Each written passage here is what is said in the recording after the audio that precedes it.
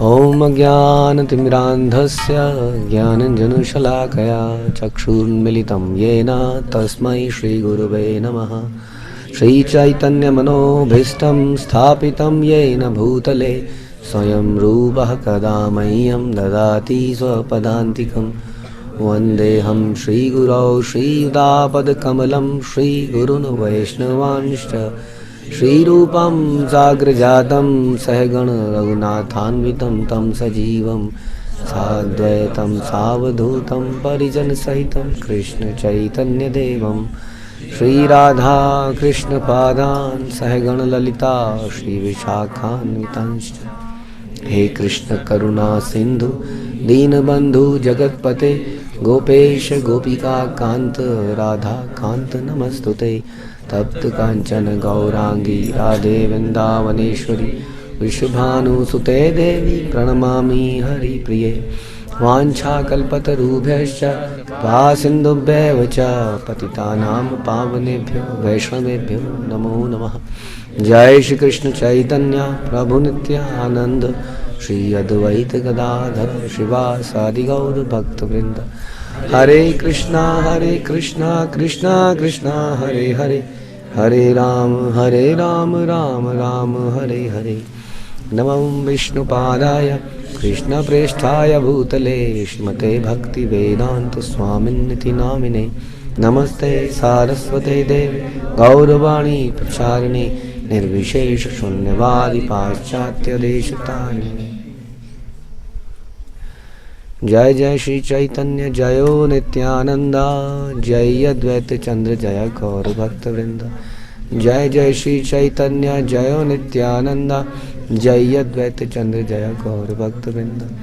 जय जय श्री चैतन्य जयो नित्यानंदा जय अद्वैत चंद्र जय गौर भक्तवृंद। श्री चैतन्य चरितामृत अंतलीला चैप्टर 20 प्रयार संख्या 60 तक हमने किया था। 60 तक किया था। हाँ 60 ओके। एई राधार वचन विशुद्ध प्रेम लक्षण आस्वादये श्री गौर राय। भावे मन नहे स्थिर सात्विके व्यापे शरीर मन देह धरण न आए। श्रीमती राधा रानी के एक कथन श्री चैतन्य महाप्रभु द्वारा आस्वादन किए गए शुद्ध कृष्ण प्रेम के लक्षणों को प्रदर्शित करते हैं। तो हमने सुना था किस प्रकार से राधा रानी कह रही थी कि अगर कोई ऐसा व्यक्ति है जो मुझे पसंद नहीं है लेकिन वो भगवान की सेवा बहुत अच्छे से कर रहा है तो मैं उसका चरण भी पकड़ लूँगी। तो मतलब मुख्य उद्देश्य ये नहीं है कि वो व्यक्ति मेरे साथ कैसा व्यवहार करता है। सुना आप लोगों ने? मुख्य बात ये नहीं है कि वो व्यक्ति मेरे साथ कैसा व्यवहार करता है, बात ये है कि वो भगवान और गुरु के साथ कैसा व्यवहार करता है। हमारे झगड़े जो भी कुछ होता है जीवन में वो इसलिए होता है कि वो मेरे साथ कैसा व्यवहार करता है। होता है कि नहीं? वो व्यक्ति अच्छा व्यवहार नहीं करता मेरे साथ। लेकिन यदि कोई व्यक्ति हमारे साथ अच्छा नहीं कर रहा है लेकिन ये गुरु परंपरा के लिए भगवान के लिए समर्पित है, दिखता है उसके कामों से, तो हमारा भाव क्या होना चाहिए? जैसा राधा रानी ने बोला कि हम उनके लिए उनको सब कुछ मान लेंगे क्योंकि वो हमारा उद्देश्य को भी पूरा कर रहे हैं। हमारा क्या उद्देश्य है? गुरु और भगवान को प्रसन्न करना। अगर इसमें कोई हमारी मदद कर रहा है, मदद नहीं हमारी कर रहा है, उनको प्रसन्न कर रहा है किसी भी तरीके से, तो यही हमारा उद्देश्य था। तो उद्देश्य की प्राप्ति हो गई नहीं, फिर हमारे साथ उसका कैसा भी संबंध रहा हो। और इस प्रकार से इस संसार में जब हरिनाम फैलेगा, प्रचार होगा, माना कोई प्रचार कर रहा है कहीं पर, तो जब हरिनाम प्रचार होगा तो माया से लड़ने में वो हमारा मित्र हो गया, चाहे उसके हमारे साथ संबंध कैसे भी रहे हों। तो ऐसे होता ना, जैसे हम कई बार चर्चा करते हैं कि भारत में अगर अटैक हो गया चाइना का, हाँ, और यहाँ पर कुछ हिंदू मुस्लिम के झगड़े चल रहे थे लेकिन वो एकजुट हो जाते हैं और एकजुट होकर लड़ते हैं, वो हमारे मित्र हो जाते हैं। कॉमन उद्देश्य। तो हमारा उद्देश्य कॉमन है कि नहीं ये पता चलता है इस प्रकार। तो यहाँ पर बता रहे हैं कि राधा रानी के जो कथन थे ये महाप्रभु द्वारा आस्वादन जो किए गए ये कृष्ण प्रेम के लक्षणों को, शुद्ध कृष्ण प्रेम के लक्षणों को प्रदर्शित करते हैं। तो यदि हम इस प्रेम को जागृत करना चाहते हैं तो हमारे अंदर ये भावना होनी चाहिए। क्या भावना होनी चाहिए? कि वो सब हमारे मित्र हैं जो भगवान के दास हैं, जो गुरु के दास हैं। हमारे साथ उनका व्यवहार चाहे कैसा भी रहा हो, मुश्किल काम है कि नहीं? हमारे साथ बुरा व्यवहार कर रहा है व्यक्ति, लेकिन भगवान के लिए बड़ी सेवा कर रहा है। ऐसा पॉसिबल है? ऐसा हो जाता है। हमारे साथ किसी कारण से बुरा व्यवहार हो गया, कोई ऐसी घटना हुई, उसमें कुछ ऐसा हो गया, लेकिन हम देख रहे हैं व्यक्ति बड़ा समर्पित है, बहुत कुछ कर रहा है, तो हमारा मित्र बन जाए। क्या हम कर पाते हैं ऐसा? मुश्किल काम है, नहीं हो पाता है, क्योंकि हमारे जीवन में हम ही सबसे इंपॉर्टेंट हो जाते हैं। बल्कि उल्टा होता है, यदि कोई मेरे साथ अच्छा व्यवहार कर रहा है, चाहे वो भगवान और गुरु के प्रति समर्पित नहीं है, तो हमें बड़ा अच्छा लगता है। आप एग्री करते हैं इस बात से? अंदर तक झांक के हम देखें तो ऐसा होता है कि नहीं? हमारे साथ किसी का व्यवहार बहुत अच्छा है, लेकिन गुरु परंपरा के लिए, भगवान के लिए अच्छा नहीं है, तो हमारा मित्र बन जाता है फिर भी। और कभी बार उसको बोला जाए, मैंने ऐसे भी घटनाएं देखी हैं कि गुरु परंपरा में किसी ने बोला उसको छोड़ दो, असत्संग त्याग करो, तो हम गुरु को छोड़ देते हैं, भगवान को छोड़ देते हैं। ऐसा होते हुए देखा है हमने, क्योंकि वो पर्सनल रिलेशनशिप इतने स्ट्रांग हो जाते हैं। जबकि हम कितनी बार चर्चा करते हैं कि वो पर्सनल रिलेशनशिप ज़्यादा दिन चलेंगे नहीं, क्योंकि अल्टीमेटली रिश्ता तो भगवान से है। तो सोचिए कितनी बड़ी बात है ये, अगर हमें इस लेवल पे पहुंचना है तो, कि हमारे पर्सनल डिफरेंसेस, झगड़े सब हम त्याग पाएँ। किसके लिए? हम वैष्णव हमारे मित्र बन जाए, चाहे कोई भी हो, भगवान की सेवा में यदि वो तत्पर है तो। तो ऐसा कह रहे हैं कि ये शुद्ध प्रेम के लक्षण है। उस प्रेमावेश में उनका मन अस्थिर रहता था, उनके सारे शरीर में दिव्य प्रेम के विकार पे व्याप्त हो जाते और वे अपने शरीर तथा मन को धारण नहीं कर पाते थे। कौन? चैतन्य महाप्रभु।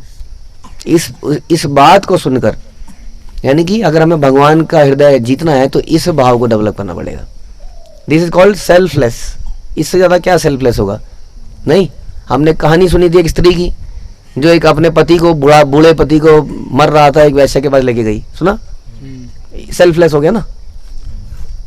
तो इस तरह से ये तो भौतिक एग्जाम्पल है, लेकिन उसमें एक रेफरेंस दिया जा रहा है कि ऐसा भाव हम भगवान के साथ करें कि अश्लील हम, हमारे साथ अच्छा हो रहा है, बुरा हो रहा है, या कोई व्यक्ति हमारे साथ अच्छा व्यवहार कर रहा है या कोई बुरा व्यवहार कर रहा है।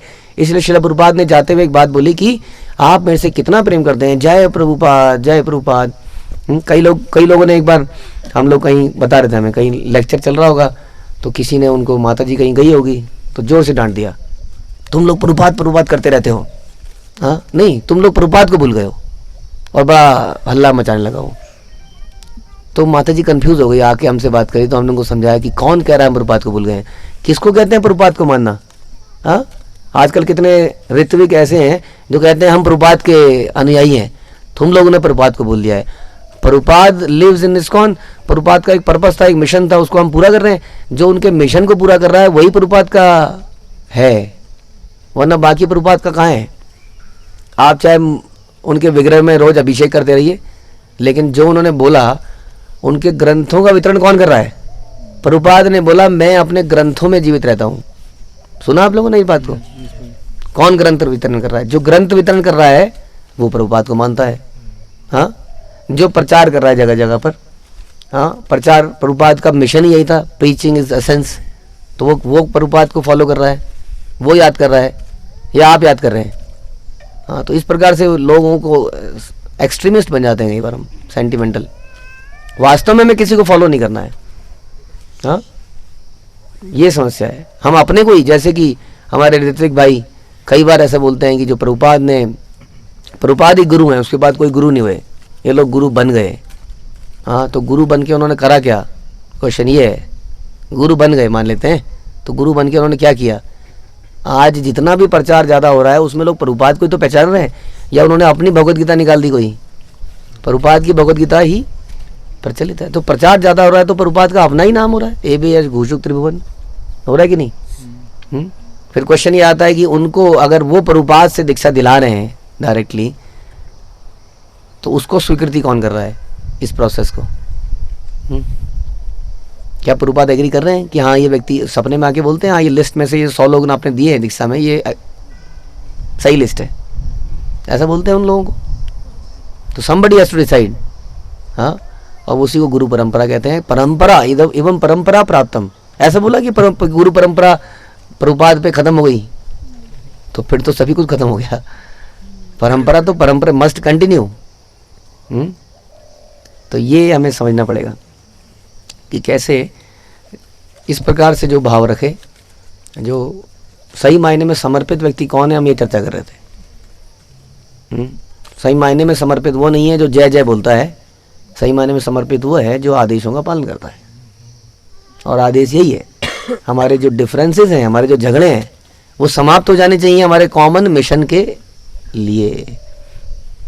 अब घोड़े एक रथ में लगा दिया आपने, एक घोड़ा लेफ्ट और एक घोड़ा राइट, तो रथ चल पाएगा? हम लोग क्या है? हम लोग वो घोड़े हैं। हमारे रथ पे भगवान, प्रभुपाद, आप सब बैठे हैं। रथ यात्रा होती है ना, तो अगर रथ यात्रा में जो रस्सा खींचते हैं, अगर कम्युनिकेटेड ढंग से कोऑर्डिनेटेड वे में रस्सा नहीं खींचेंगे तो रथ कहाँ चलेगा? इसलिए प्रभुपाद ने बोला, जो हम बता रहे थे अंतिम समय में, कि मेरे से आप कितना प्रेम करते हैं ये पता चलेगा कि आप कितना कोऑपरेट करते हैं एक दूसरे से इस मिशन को आगे बढ़ाने के लिए। तो ये बहुत छोटी बात है एक्चुअली में, अभी जो मैंने बोली, इस भाव के आगे जो कि इतना गहरा है, इसमें तो राधा रानी कुछ और ही कह रही हैं, और ज़्यादा। तो कह रही है हम उसके दास बनने को तैयार हैं उस व्यक्ति के, चाहे हमारा आपसी मतभेद कितना भी ना हो। व्रजेरश विशुद्ध प्रेम ये न जाम्बु नद हेम, आत्म सुखे यहाँ नहीं गंध, से प्रेम जानाते लोके, प्रभु कैला ए श्लोके, पदे कैला अर्थेरा निबंध। वृंदावन में शुद्ध भक्ति जाम्बू नदी के सुनहले कण के समान है। वृंदावन में निजी इंद्रिय तृप्ति का रंच मात्र भी अस्तित्व नहीं है। ऐसे ही शुद्ध प्रेम को इस भौतिक जगत में विज्ञापित करने हेतु श्री चैतन्य महाप्रभु ने पिछला श्लोक लिखा और उसकी व्याख्या की। तो वृंदावन में बता रहे हैं क्या है? निजी इंद्रिय तृप्ति का रंच मात्र भी अस्तित्व नहीं है। रंच मात्र थोड़ा सा, जैसे हम कल चर्चा कर रहे थे कुछ भक्तों से, तो कह रहे थे कि कुछ तो हैं, अभी कुछ इच्छाएं तो हैं, हम बोलते तो हैं कि ना धनम ना जन्म, लेकिन अभी कुछ हैं। तो ये बहुत अच्छी बात है, हम इसको एग्री तो करें कि अभी हैं, कुछ हैं, इनको भी समाप्त करने की प्रार्थना करनी है, क्योंकि वहाँ पर रंच मात्र भी निजी स्वार्थ का कोई अस्तित्व नहीं है, तब हम वहाँ पर जा पाएंगे। नहीं तो याद रखिए, यहाँ पर हमेशा अच्छा नहीं होता है, बुरे दिन भूल जाते हैं हम लोग। तो इस प्रकार से अगर भगवत धाम पहुंचना है तो बहुत मेहनत करने की जरूरत है, ऐसा लगता है इससे पता। ऐसे ही शुद्ध प्रेम को इस भौतिक जगत में विज्ञापित करने भगवान आए। तो ऐसा नहीं है कि हम ये लक्षण हम वहां पे जाके दिखाएंगे। हाँ, वहां जाके क्योंकि भगवान सामने होंगे तो हमारी सारी इच्छाएं समाप्त हो जाएंगी। तो लेकिन वहां जाएगा कौन फिर? इसका मतलब सभी चले जाएंगे और फिर वहां जाके शुद्ध होंगे? बताइए, वहां जाके शुद्ध होंगे तो फिर जाएगा कौन? तो शुद्ध होगा वही तो जाएगा, या जाके शुद्ध होंगे? शुद्ध होके जाना पड़ेगा। यानी कि ये भाव महाप्रभु इसलिए यहाँ पर पैदा करने के आए, यहाँ पर ऐसा भाव हम दिखाएंगे तो वहाँ पर जा पाएंगे। और आप बोलेंगे कि मटेरियल जगत ऐसा है, क्या करें हम, बड़ा मुश्किल काम है। तो उसका आंसर हमने पढ़ा था पीछे। श्रील प्रभुपाद ने बोला कि पुलिस वालों के बीच में रहने से कोई चोर नहीं हो जाता है। चोर कब होता है? जब वो चोरी करता है। वैसे ही इस मटेरियल जगत में रहने वाला बुरा आदमी नहीं है, बुराई से आया था, लेकिन जरूरी नहीं है। अगर वो यहाँ भोगने की इच्छा करता है, चोरी की इच्छा करता है, तब वो चोर बनता है, तब वो अपराधी बनता है। तो ऐसा नहीं है मटेरियल जगत बड़ा नेगेटिव जगह है, यहाँ पे शुद्ध हुआ ही नहीं जा सकता है, देखिए कैसा है चारों तरफ। कुछ नहीं है, ये तो हमारी नज़र है, हम ही अपनी नज़रों को, अपने चरित्र को गंदा करते हैं। हाँ, नहीं, ऐसा नहीं है। अब अजामिल के लिए कहोगे आप, अजामिल ने ऐसा दृश्य देखा, बेचारे ने, अजामिल की क्या गलती थी? किसी गलती थी? फिर दृश्य तो चारों तरफ चलते रहेंगे, देखना है कि नहीं देखना है ये कौन डिसाइड करेगा? फिर अब कथा तो चलती रहेगी, सुनना है या नहीं सुनना है कौन डिसाइड करेगा? सुनना है या सोना है कौन डिसाइड करेगा? हम करेंगे। तो फिर तो हम कैसे दोष दे सकते हैं कि ये जमाना खराब हो गया है? जमाना खराब अगर हुआ है तो इसी जमाने में चैतन्य महाप्रभु ही तो आ गए, खराब जमाने में आए कि नहीं? 500 साल पहले। फिर और क्या चाहिए हमें? समझ में आ रहा है? तो महाप्रभु यही स्थापित करने यहाँ पर आए। एई मत महाप्रभु भावाविष्ट हैया, प्रलाप करिया तत् तत् श्लोक पढ़िया। इस तरह प्रेमावेश से अभिभूत होकर चैतन्य महाप्रभु ने उन्मत्त की तरह बोलकर उपयुक्त श्लोक सुनाए। क्या सुनाए? पूर्वे अष्ट श्लोक करी लोके दिक शिक्षा दिला, से ही अष्ट श्लोके अर्थ आपने आस्वादिला। महाप्रभु ने पहले इन 8 श्लोकों की रचना सामान्य जनों को शिक्षा देने के लिए की थी। अब उन्होंने स्वयं इन श्लोकों के अर्थ का आस्वादन किया, जिन्हें शिष्टाष्टक कहा जाता है। तो इन श्लोकों की तो रचना थी, इस चैप्टर के माध्यम से आप इसके एक्सप्लेनेशन भी सुन सकते हैं कि इनके अर्थ क्या हैं, क्योंकि एक श्लोक के ऊपर महाप्रभु ने 5-5, 6-6 और श्लोक बोल बोल के उसको एक्सप्लेन किया है। समझ में आ रहा है? इसलिए ये प्रार्थना इतनी इंपॉर्टेंट है, इसलिए इसको हम नित्य मेमोराइज करते हैं और स्मरण में लेके आते हैं, क्योंकि ये सारे वैदिक ग्रंथ का हमने बात करी थी, क्या है? निचोड़ है, सार है। वरना बड़ा मुश्किल है ना, कलयुग में मुश्किल है कि नहीं इतने ग्रंथों को पढ़ना। हाँ, लोग भागवत भी पढ़ पाएंगे पूरे जीवन में, यही बड़ा समझ क्वेश्चन मार्क बन गया है आजकल। नहीं बन गया आप लोगों के जीवन में? कई बार लगता है ना भागवत हम पूरी पढ़ पाएंगे जीवन काल में, तो पढ़नी तो है, लेकिन तब तक ये 8 श्लोक अगर आप समझ लें तो जीवन सार्थक हो सकता है। प्रभुर शिष्टाष्टक श्लोक यही पढ़े सुने, कृष्ण प्रेम भक्ति तार बाड़े दिने दिने। यदि कोई व्यक्ति श्री चैतन्य महाप्रभु द्वारा लिखित इन शिष्टाष्टक श्लोकों को सुनता या सुनाता है तो कृष्ण के प्रति उसका प्रेम आवेश तथा भक्ति दिन प्रतिदिन बढ़ते जाते हैं। लेकिन एक ही समस्या है कि इसको हम तोते की तरह रटने न लग जाएं। जब भी हम इसको रोज पढ़े तो उसके अर्थों पे डीपली जाएं। यद्यपि यह प्रभु कोटि समुद्र गंभीर, नाना भाव चंद्रोदय हयन अस्थिर। यद्यपि श्री चैतन्य महाप्रभु करोड़ों समुद्र के समान गहन तथा गंभीर हैं, किंतु जब उनके विविध भावों का चंद्रमा उदय होता है तब वे अस्थिर हो जाते हैं भावों में। यही श्लोक जयदेव भागवते, रायर नाटक के यही आर करणामृते। सही भावे श्लोक करिया पठने, सही भावावेश करेना स्वादने। जब जब श्री चैतन्य महाप्रभु जयदेव कृत गीत गोविंद, श्रीमद् भागवतम, रामानंद राय कृत जगन्नाथ वल्लभ नाटक तथा विल्व मंगल ठाकुर कृत कृष्ण करणामृत के श्लोक पढ़ते, तब तब वे उन श्लोकों के भावों से अभिभूत हो उठते। इस तरह वे उनके तात्पर्यों का आस्वादन करते। स्वाद है इसमें, आस्वादन है, हाँ, लेकिन उसमें थोड़ा डूबेंगे तो आस्वादन है, डूबना पड़ेगा। हमने सुना था रंतिदेव के बारे में, हमने सुना रंतिदेव ने बोला जब मैंने अपना सब कुछ दे दिया, समाप्त हो गया, अब कुछ बचा ही नहीं, तब मैं हर चीज से मुक्त हो गया। उसके बाद, उससे पहले प्रबल इच्छाएं, भूख लग रही थी, उसके बाद समाप्त हो गई। तो इसका मतलब इनमें जितना गहरा जाएंगे उतना आस्वादन कर पाएंगे, अपने शारीरिक लिमिटेशन से ऊपर उठ पाएंगे। लेकिन यदि जाएंगे तो 12 वत्सर एछे दशा रात्रि दिने, कृष्ण रस आस्वादये दुई बंधु सने। श्री चैतन्य महाप्रभु 12 वर्षों तक रात दिन ऐसी अवस्था में रहे। उन्होंने अपने दोनों मित्रों के साथ उन श्लोकों का अर्थ का आस्वादन किया, जो कृष्ण भावनामृत के दिव्य आनंद तथा रस के अतिरिक्त अन्य कुछ भी नहीं है। अब हम लोग जब भी भागवतम या चैतन्य चरितम में सुनते हैं तो हमें लगता है ये नया है, मतलब वो श्लोक भी याद नहीं आता है, फिलॉसफी तो है कि नहीं। गीता में ही आ जाता है, गीता में लगता है ये पहले सुना था हमने। अब सोचिए इन लोगों को तो सारे श्लोक कंठस्थ थे, सारे ही क्या क्या कंठस्थ था। जब भी ये सुनते थे तो ये पहले से पता ही था, लेकिन फिर भी आस्वादन करते थे उनके अर्थों में, यानी कि उनके अर्थों में आनंद है। इसलिए अल्टीमेटली फिलॉसफी किस चीज को पैदा करे? फिलॉसफी से क्या पैदा होना चाहिए? है फिलॉसफी से कृष्ण प्रेम पैदा होना चाहिए। प्रेम में ऐसी स्थिति होती है कि वो बासी नहीं लगता है कभी। एक लड़का लड़की जब शारीरिक रूप से अट्रैक्ट करते हैं एक दूसरे को तो बासीपन आ जाता है थोड़े दिनों में, लेकिन जहाँ प्रेम होता है वहाँ बासीपन नहीं आता है। यही प्रेम का लक्षण है। तो इसलिए इन अर्थों में वो डूब जाते थे, बार बार इन्हीं चीजों को पढ़ते थे जीवन पर्यंत। हम एक बार भी पता नहीं खत्म कब करेंगे, वो न जाने कितनी बार खत्म कर चुके थे इन ग्रंथों को, फिर भी इसका आस्वादन रात दिन करते थे। सही सब लीला रस आपने अनंत, सहस्त्र वदने वर्णी नाही पान अंत। हजारों मुख वाले अनंत देव भी श्री चैतन्य महाप्रभु की लीलाओं के दिव्य आनंद का वर्णन करते हुए अंत नहीं पाते हैं।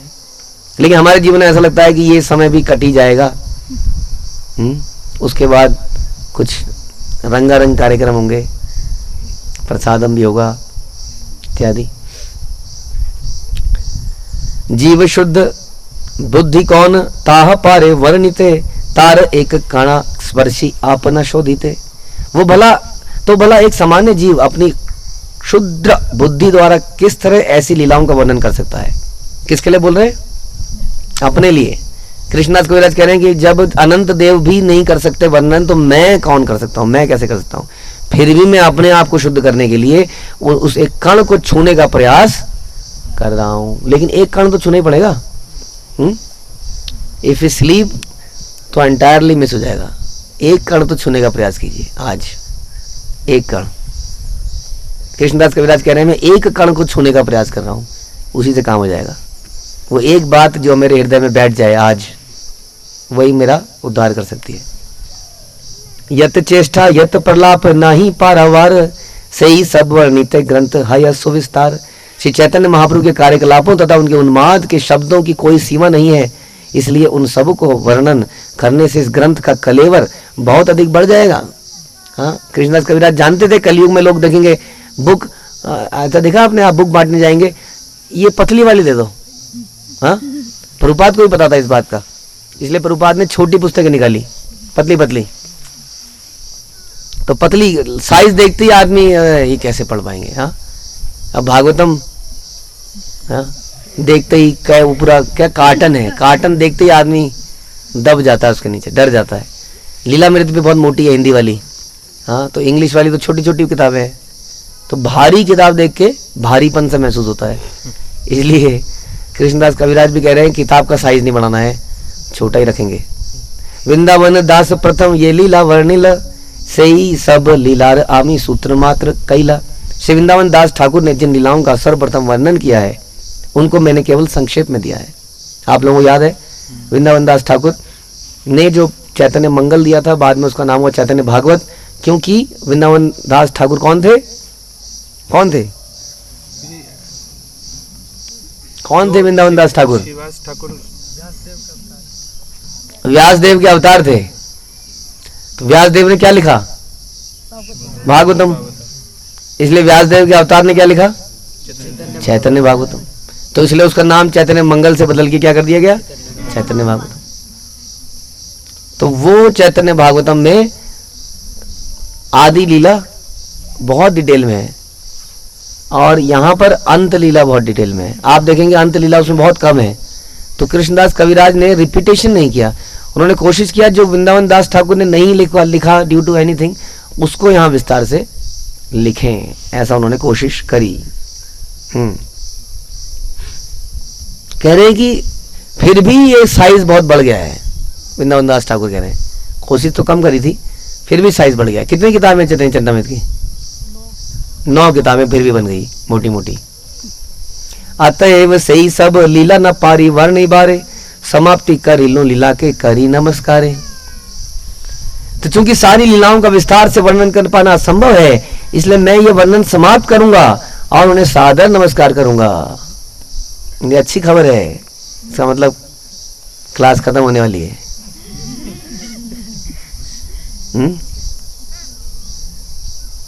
ये वर्णन समाप्त कर रहे हैं कृष्णदास कविराज। ये अच्छी खबर तो नहीं है, अगर वो लिखते रहते तो हम पढ़ते रहते। ये खिंचु कही लो ऐ दिग्दर्शन, यही अनुसारे हवे तारा आस्वादन। मैंने जो कुछ कहा वह मात्र संकेत ही है, मैंने हल्का सा बूंद दिया है तुम्हें, किंतु इस संकेत का अनुसरण करने पर मनुष्य श्री चैतन्य महाप्रभु की सारी लीलाओं का आस्वादन कर सकता है। इस तरफ को यदि हम जाएंगे, प्रभुर गंभीर लीला नापारी भुजिते, बुद्धि प्रवेश नाही ताते नापारी वर्णिते।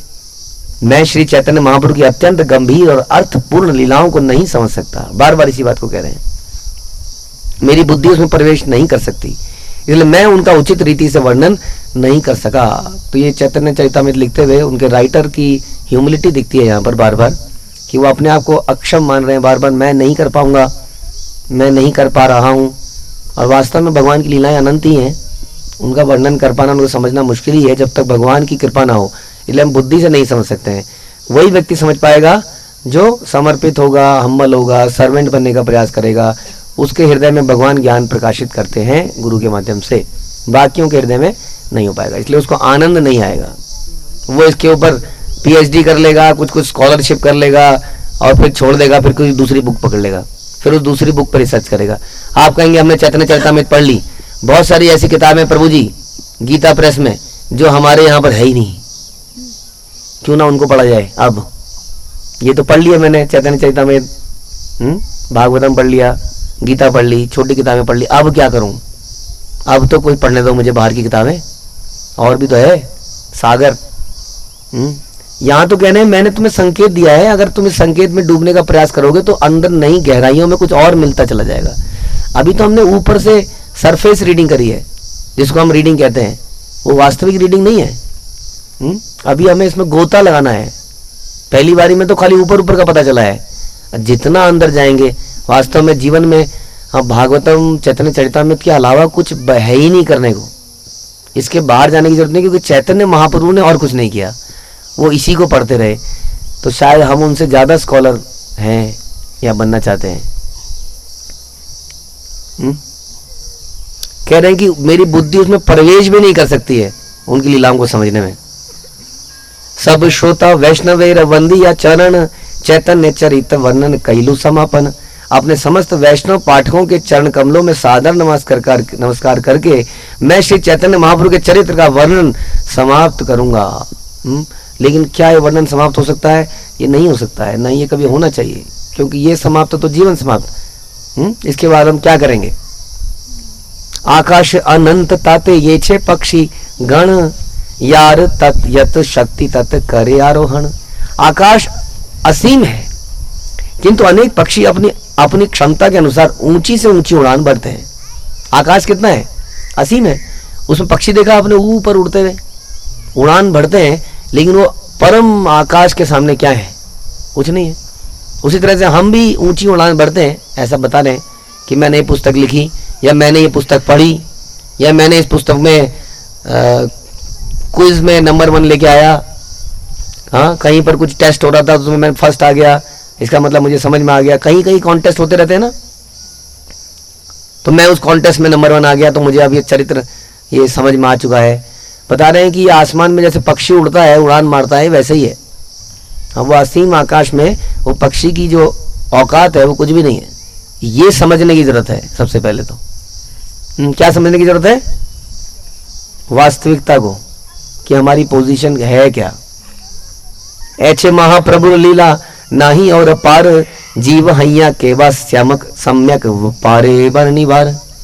श्री चैतन्य महाप्रभु की लीलाएं असीम आकाश के समान है, तब भला कोई सामान्य जीव उन सब का वर्णन कैसे कर सकता है, या हम ये कहें कि कोई सामान्य जीव उसको कैसे समझ सकता है? समझ सकता है? इसका क्या एग्जाम्पल है कि हम समझ नहीं पा रहे? जब बच्चा, आप में से कई लोग टीचर हो, आप लोग कई बार कंप्लेन करते हो, प्रभु जी ये क्लास में सोता रहता है। मेरे पास आती है कंप्लेन। तो क्यों, कौन सा बच्चा सोता है? आपका क्या एक्सपीरियंस है? जिसको समझ में नहीं आ रहा होता है। तो आप ही बच्चे उसी का कंप्लेन करते हो।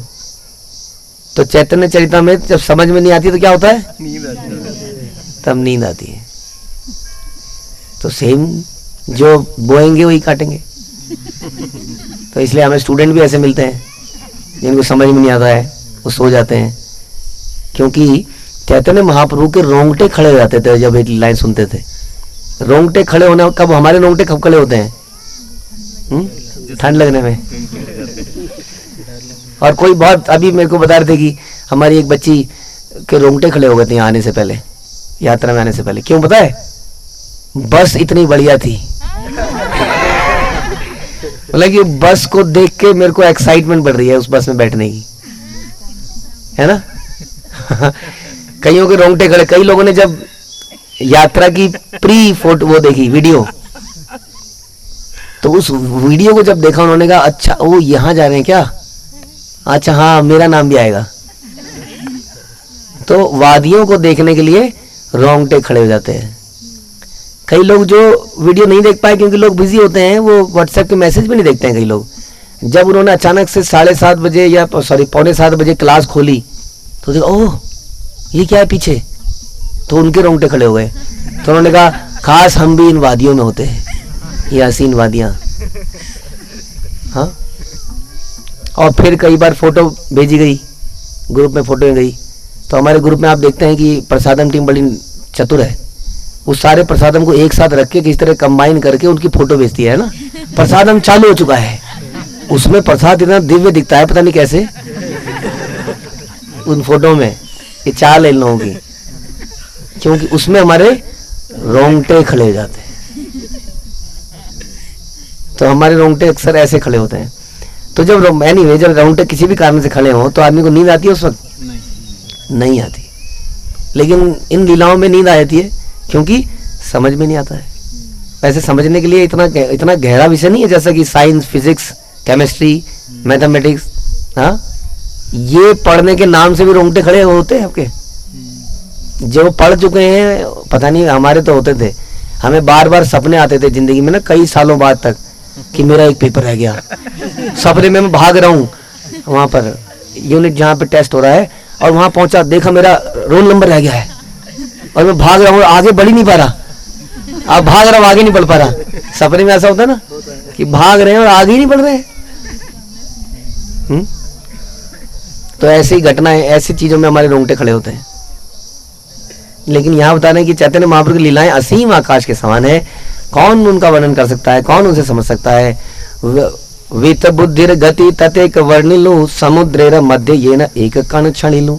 मैंने अपनी बुद्धि भर उनका वर्णन करने का प्रयास किया है, मानो मैं महासागर के बीच में एक बूंद का स्पर्श करने का प्रयत्न कर रहा हूँ। इसलिए कई सारे राइटर आए, जिन्होंने चैतन्य मंगल भी एक ग्रंथ आया जो हम पढ़ेंगे, चैतन्य मंगल आया, चैतन्य भागवत आ गया, चैतन्य चरितामृत आ गया, और भी कुछ ग्रंथ हैं। तो चैतन्य महाप्रभु की लीलाओं पे ही अनेक ग्रंथ आ गए। उसी तरह हम कहते हैं कि भागवतम क्या है। भागवतम सुनते हैं ना, कई लोग कहते हैं कि ये भागवतम 10वां कैंटो, ये लीलाएं भगवान की, यही लीलाएं थोड़ी हैं, भगवान की लीलाएं अनंत हैं। ये 10वें कैंटो में कुछ कुछ लीलाएं रिकॉर्डेड हैं, जो कि 7 दिनों का ही समय था। 7 दिनों में से भी आधा समय तो निकल गया पीछे के चर्चाओं में बहुत सारी, फिर 10वें कैंटो में आए तो उसमें कितनी लीलाएं चर्चा हो पाई? बहुत कम। और अनंत लीलाएं उनकी हैं। नित्यानंद कृपा पात्र वृंदावन दास चैतन्य लीलाते हो हायन आदि व्यास। देखिए, ये राइटर हम पहले जब हमने चैतन्य चरितामृत शुरू भी करी थी तब भी यही हाल था कि एक राइटर है जो दूसरे राइटर की किताब को बढ़िया बताया जा रहा है। आपने देखा ऐसा? आपके घर में यदि कोई व्यक्ति बोल दे वो माता जी कितना अच्छा प्रसाद बनाती है, तो अंदर से कुछ होता है आप लोगों के? होता है कि नहीं?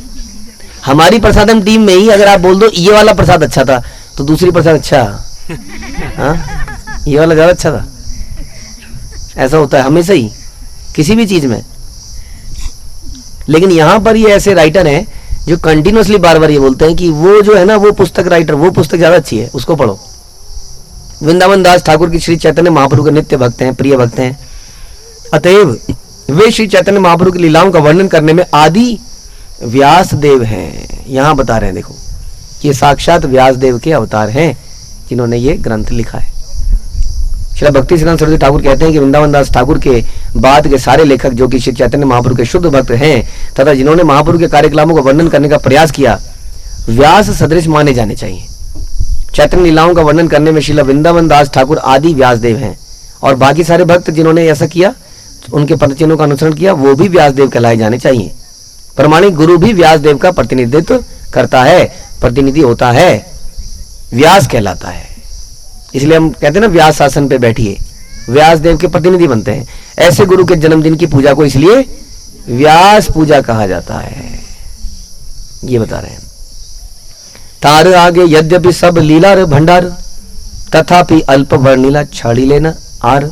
यद्यपि वृंदावन दास ठाकुर के पास अपनी सीमाओं के अंतर्गत श्री चैतन्य महाप्रभु की लीलाओं का पूरा भंडार था, वृंदावन दास ठाकुर के पास, किंतु उन्होंने अधिकांश को छोड़कर केवल अल्पांश का वर्णन किया।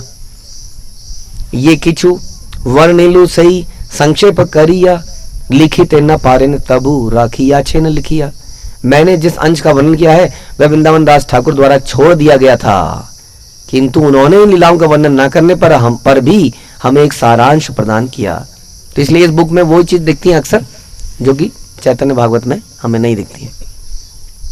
चैतन्य मंगल ते हो लिखी या छे स्थाने स्थाने सही वचन सुन सही परम प्रमाणे। उन्होंने चैतन्य मंगल नामक अपनी पुस्तक जो कि चैतन्य भागवत बनी में अनेक स्थलों पर इन लीलाओं का वर्णन किया है। मैं अपने पाठकों से अनुरोध करता हूं कि इस पुस्तक को पढ़ें, इसको सुने, क्योंकि ये सर्वश्रेष्ठ प्रमाण है। समझ में आता है कि वैष्णव कैसा होता है?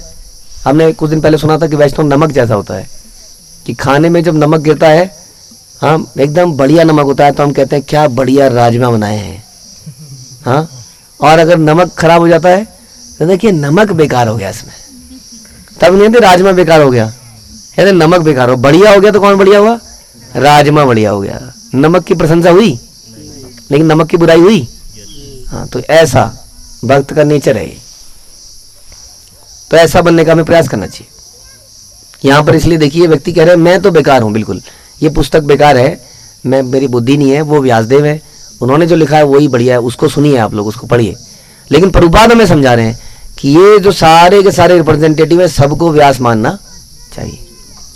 संक्षेप कहीं लो विस्तार नया कथन विस्तारिया वेद व्यास करी वर्णन। मैंने बहुत ही संक्षेप में लीलाओं का वर्णन किया है, क्योंकि उनका पूरी तरह से वर्णन कर पाना मेरे लिए असंभव है, किंतु भविष्य में वेद व्यास उनका विस्तार से वर्णन करेंगे। यानी कि आगे जाके फ्यूचर में भागवत भी आई जाएगी, जिसमें चैतन्य महाप्रभु की लीलाएं आ जाएंगी। या भक्तों का वर्णन हम अम्बरीश महाराज का सुनते हैं, हो सकता है उसमें प्रभुपाद के ऊपर एक चैप्टर आ जाए कि ये जी, ये देखिए जी, इन्होंने ऐसा किया था कलयुग में। तो ये विस्तार होते रहेंगे जगह जगह पर। चैतन्य मंगल यहाँ लिखी अच्छे स्थान स्थान सत्य का हिन आगे व्यास करी वर्णन। चैतन्य मंगल में श्री वृंदावन दास ठाकुर ने अनेक स्थानों पर यह वर्णन किया है, सत्य लिखा है कि भविष्य में व्यासदेव इनका विस्तार करेंगे, जरूर करेंगे। जैसा कि बता रहे हैं वृंदावन दास ठाकुर क्या कहते हैं, सुनिए। शेष खंड चैतन्य अनंत विलास विस्तारिया वर्णित आछिन वेद व्यास। चैतन्य महाप्रभु की अनंत लीलाओं का वर्णन भविष्य में वेद व्यास द्वारा किया जाएगा। वेद व्यास अभी जीवित हैं? वेद व्यास जीवित है? वेद व्यास आज भी जीवित हैं। हाँ, क्या कर रहे हो? वो ग्रंथ लिख रहे हैं आज भी, बट वो ग्रंथ अभी क्या हुए? वो पब्लिश नहीं हुए, अभी वो पब्लिश होंगे। अभी उनकी प्रूफ रीडिंग, एडिटिंग तो भगवान की राइटिंग में प्रूफ रीडिंग की जरूरत नहीं पड़ती है। तो वो ग्रंथ समय पर आएंगे, अभी उनका लिखन चल रहा है, समझ लीजिए। उससे पहले उनके कई सारे शिष्यों ने उसका लिखन कर दिया है, सबके सामने रख दिया है। बता रहे हैं फिर से कि गुरु शिष्य परंपरा में यदि कोई व्यक्ति इन लीलाओं का वर्णन करता है तो व्यासदेव का ही प्रतिनिधि माना जाता है। चैतन्य लीला मृत सिंधु दुग्धाब्धि समान तृष्णा रूप झारी भरी तेहो कैला पान। श्री चैतन्य महाप्रभु की अमृतमयी लीलाओं का सागर क्षीर सागर के समान है। दूध का सागर, दूध का सागर, दूध की बड़ी कमी हो गई है। 1 लीटर 2 लीटर आदमी सोच सोच के लेता है। हाँ, प्योर दूध तो मिलता नहीं है। दूध का सागर कैसा होगा सोचिए। और दूध के सागर में जब लहरें उठती होंगी तो अपने आप ही मलाई वलाई कई चीजें अपने आप ही मंथन अपने आप हो रहा ना, कंटिन्यूसली लहरें, तो लहरों से अपने आप ही हाँ क्रीम व्रीम बाहर निकल आती होगी। अभी झाग निकलती है हमारे समुद्र में, इतना मन करता है जाने का, जैसी घुसते हैं आंखों में जलन, मुंह में कड़वापन। अब सोचिए दूध के सागर में नहाने को मिले ऐसे तो क्या होगा। लेकिन वृंदावन में कौन जाता है? जिसकी रंच मात्र भी इंद्रिय तृप्ति की इच्छा नहीं होती है। तो जब दूध का सागर हो तो मन में क्या है फिर? मन में यह है कि क्यों ना दूध के सागर में बोट फेस्टिवल करा जाए। राधा कृष्ण को दूध की नाव में ले जा रहे हैं, उसमें घुमा रहे हैं। अब जब नाव में ले जाओगे तो आपको भी नाव में जाना ही पड़ जाएगा, नीचे भी गिरोगे और कुछ कुछ दूध मुंह में घुस ही जाएगा। लेकिन उसमें कड़वा नहीं लगेगा, मिर्ची नहीं लगेगी, अब पी जाओगे आप उसको। तो क्षीर सागर के समान है, कह रहे हैं अमृतमयी लीलाएं। वृंदावन दास ठाकुर ने अपनी तृष्णा के अनुसार अपनी झारी पात्र भरी और सागर में पान किया। तार झारी शेषामृत किछु मोर दिला तते कब भरी लपेट तृष्णा मोरे गेला। वृंदावन दास ठाकुर ने जो भी दूध उच्छिष्ट के रूप में मेरे लिए छोड़ दिया वही मेरा पेट भरने के लिए पर्याप्त है। मेरा मन नहीं है सागर में जाने का, तो जो झूठा छोड़ दिया ना इन्होंने वो मेरे लिए बहुत है। अब मेरी पूरी तृष्णा बुझ चुकी है, लेकिन भौतिक तृष्णा समाप्त नहीं होती है। हाँ, वो आग आग की तरह भड़कती जाती है। अमी अति शूद्र जीव पक्षी रांग अटूनी ये छे से ये छे तृष्णाए पिए समुद्रेर पानी तै छे आमी एक कण छुणिलु लीलार एक दृष्टांते जानी हा प्रभुर लीलार विस्तार। मैं छोटी लाल चोंच वाले पक्षी की तरह एक नगण्य जीव हूं। लाल छोटी चोंच वाला पक्षी कौन होता है? तोता। तोता क्या करता है? वो मीठे से मीठे फल को खा के झूठा करता है। ऐसा एक तोता कौन था? सुखदेव गोस्वामी कहते हैं कि उन्होंने उस भागवत को चख लिया तो उसके बाद क्या हो गया? वो मीठी हो गई। तो कह रहे मैं तो लाल चोचे वाली की तरह, चिड़िया की तरह हूं। जिस तरह पक्षी अपनी तृष्णा बुझाने के लिए समुद्र का जल पीता है, उसी तरह मैंने चैतन्य महाप्रभु की लीलाओं के समुद्र में से एक बूंद का स्पर्श किया है। इस उदाहरण से आप समझ सकते हैं कि चैतन्य महाप्रभु की लीलाएं कितनी अपार विस्तीर्ण हैं। तो इन लीलाओं का स्वाद चखते रहें और भौतिक चीजों से दिमाग को हटाएंगे तो आनंद मिलेगा, दिव्य आनंद मिलेगा और हम भी भगवान के धाम में जाएंगे। चैतन्य चरिता में चैतन्य लीला वहाँ भी चल रही है, आप जानते हैं, वहाँ पर भी चैतन्य लीला चलती रहती है, तो उसमें पार्टिसिपेट करेंगे। श्री चैतन्य महाप्रभु की, श्रील प्रभुपाद की, श्री कृष्णदास कविराज की, श्री चैतन्य चरितामृत की जय। तो आप लोग कुछ बोलना चाहते हैं?